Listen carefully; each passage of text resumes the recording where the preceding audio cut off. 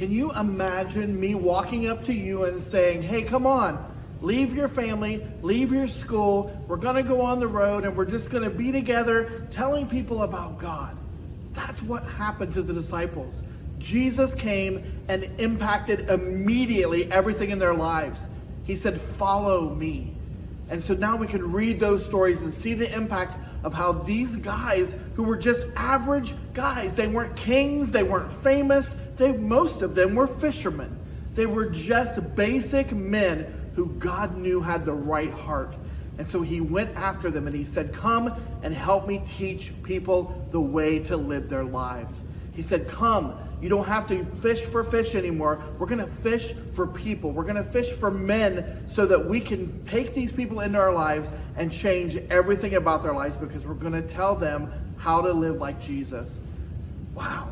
Isn't that amazing? Guys, I hope that's happening in your life. I hope that through the lessons here, through the things you hopefully are learning to read your Bible on your own, do devotions on your own, just being mindful and thinking about God throughout your day is what we are talking about, and that's when you begin to change. If you are somewhere and people are irritating you in public, you're having to wait in line, you're being impatient, and you start to think about God, what would Jesus really want me to do in this moment?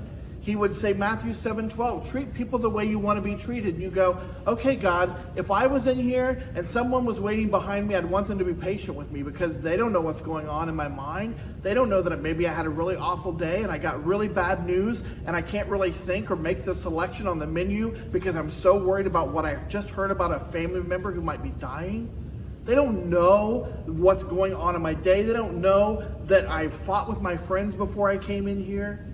And Jesus says, I want you to treat them the way you'd want to be treated. And I go, in that moment, I want people to be patient with me. So I'm going to stand back here and I'm going to wait. And while I wait, I'm going to talk to Jesus. I'm going to say, Jesus, thank you for giving me patience right now. Jesus, help me say the right words if this person talks to me.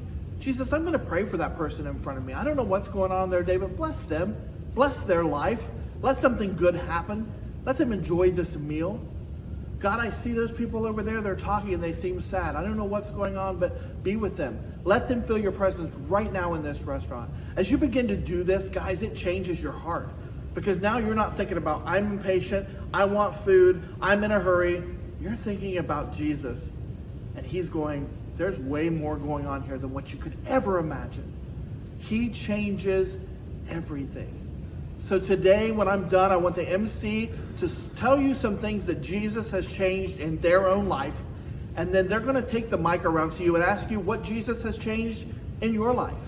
And just talk about the power of that. And if you just want to say one word, that's fine. But if you can talk about it more, if you can say, let me give you an example. I'll tell you about something that Jesus has changed so much in my life.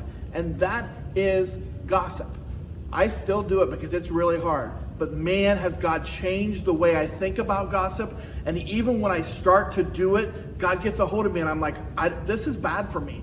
Not because he has a rule that says don't to gossip. It's because I have seen the damage. And so that's why God has the rule. He says, Phil, when you gossip about your friends, it hurts your friends. When you gossip, I've had situations where I've gossiped about people that I love dearly and they found out and we're no longer in friendship. We're no longer in relationship because they know that I betrayed their trust in something that I knew.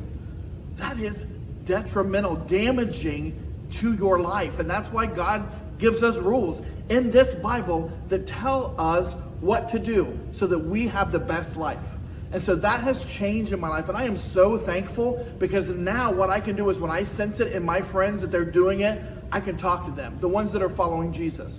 I can talk to them and I say, oh, this feels gossipy and I don't want this for you. Or have you thought about talking to God first before you talk about what's going on with this person?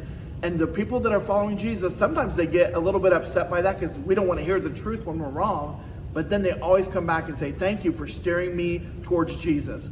Thank you for helping me change that situation. And the truth is Jesus changed it because they followed his ways. He will change everything. So let's get ready. MC, share what Jesus has changed in your life. And then let's hear some of what God has done in this room. I am praying for you. I hope this is a powerful time and I'll see you soon.